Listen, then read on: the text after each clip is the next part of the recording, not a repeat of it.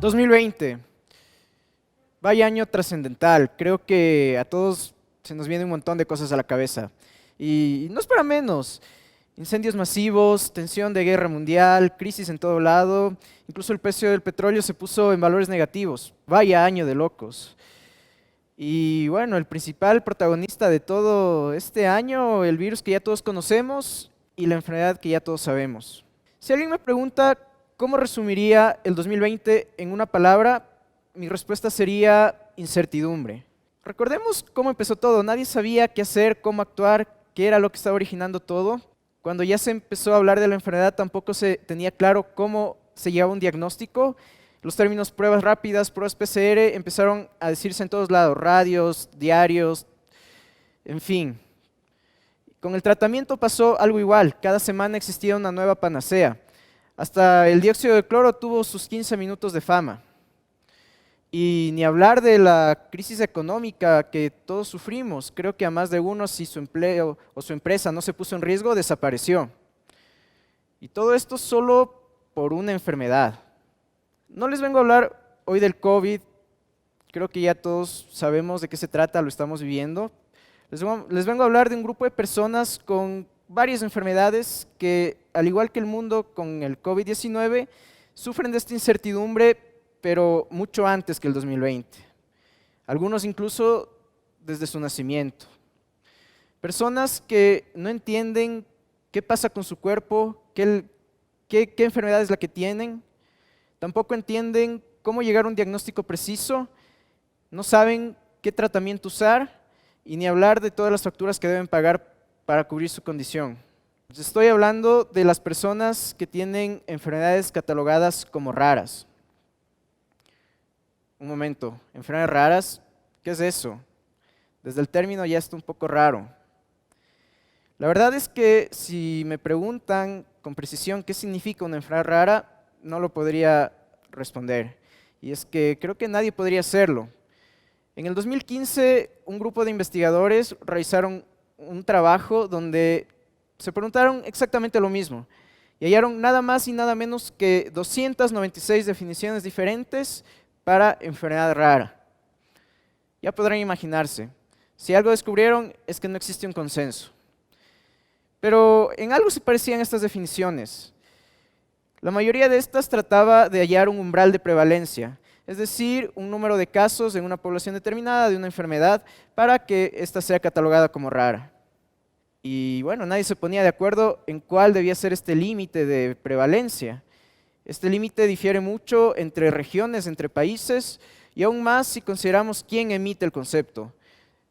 No es lo mismo una enfermedad rara para un prestador privado de salud, para una organización de pacientes, para entes reguladores o gobiernos. Quizás estos conceptos van más de la mano de sus motivaciones que de un sustento académico. Me gustaría presentarles a una amiga mía. Ella es Mariela, tiene 35 años y sufre de una enfermedad rara llamada epidermólisis bullosa, o piel de mariposa para los amigos.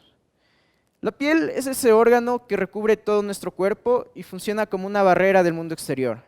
Además tiene una función que a veces lo olvidamos. A través de su color, textura, aspecto, nos proporciona identidad. En los pacientes con piel de mariposa existe un defecto en una zona llamada membrana basal. ¿Qué es esto de la membrana basal? A breves rasgos, la piel está compuesta por dos capas, la epidermis y la dermis. La membrana basal es la que une estas dos capas y las mantiene fijas. En los pacientes con piel de mariposa, el defecto de esta membrana basal causa que ante cualquier pequeño golpe o fricción puedan presentar ampollas en todo su cuerpo. Me gustaría que recordemos cómo fue nuestro día de hoy. Quizás muchos se despertaron, tomaron un baño, desayunaron algo, luego fueron a su lugar de estudios o trabajo y después se conectaron a esta charla. Pues bien, quisiera que nos imaginemos cómo sería nuestro día si tuviéramos que enfrentarnos con una enfermedad como esta. Los pacientes con piel de mariposa lo primero que realizan al levantarse es revisar su cuerpo de arriba hacia abajo en búsqueda de alguna nueva ampolla. Y si encuentran alguna deben reventársela de inmediato con una aguja. El baño para ellos es algo un poco tormentoso. Tienen que aplicarse diferentes cremas, lociones, incluso vendajes para evitar que empeoren sus cicatrices y se infecten. Muchas veces utilizan indumentaria o ropa modificada por ellos mismos para tener algo de comodidad. La enfermedad incluso les puede causar limitaciones motrices y esto afectará directamente su desempeño académico, laboral. Ahora imagínense cómo sería salir a la calle con el cuerpo lleno de ampollas. De seguro no pasarán para nada desapercibidos. Algunas personas, al ver a los pacientes, incluso se alejan pensando que esto es contagioso. Mariela vive con su pequeña hija y ambas sufren de la misma enfermedad. Y por mucho tiempo han ido de médico en médico tratando de buscar algo de información, algo que les alivie, algún tratamiento efectivo. Se hace evidente la falta de información del mismo personal de salud acerca de este tipo de condiciones. Un paciente con piel de mariposa debe afrontar aproximadamente de 150 a 1.600 dólares mensuales solo para solventar los gastos relacionados a su enfermedad. Vaya, sí, es una realidad dura, ¿no? Estarán preguntándose, bueno, sí, habrá alguien que les apoye. Aquí se vuelve un poco más difícil todo. Nadie lo reconoce ni siquiera. La sociedad desde su institución máxima llamada Estado tampoco lo reconoce. Y es que los pacientes con enfermedades raras sufren de esa invisibilidad.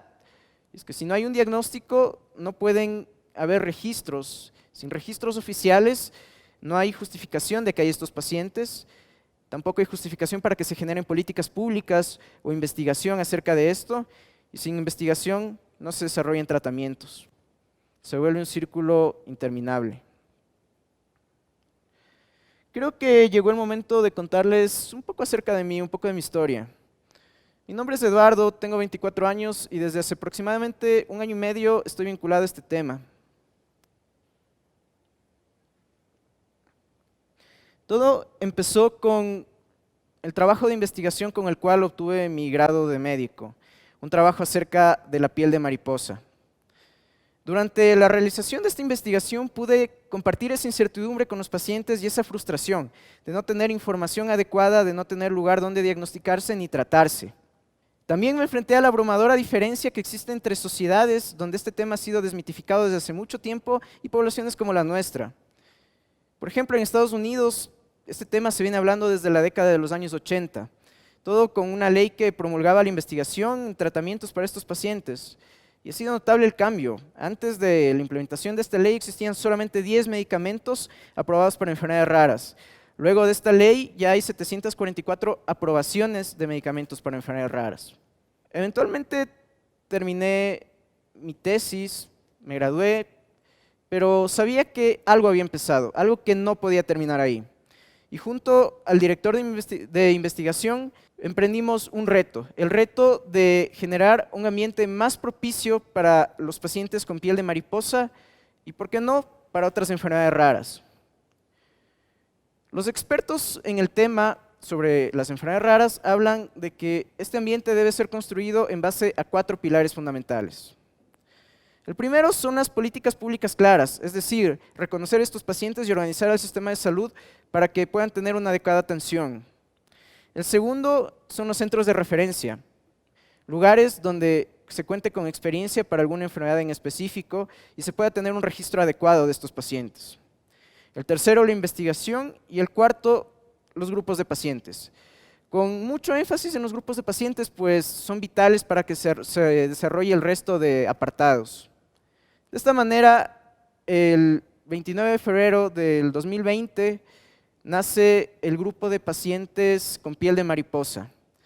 Un lugar que creamos con el fin de que los pacientes, sus familiares, no se sientan solos, que se puedan adaptar de una manera más orgánica y reconozcan que no están solos. Tratamos de generar un ambiente multidisciplinario. Contamos con especialistas en dermatología, medicina familiar, con médicos generales, fisioterapeutas, nutricionistas, psicólogos, entre otros. Todos dispuestos a tenderle una mano a los pacientes.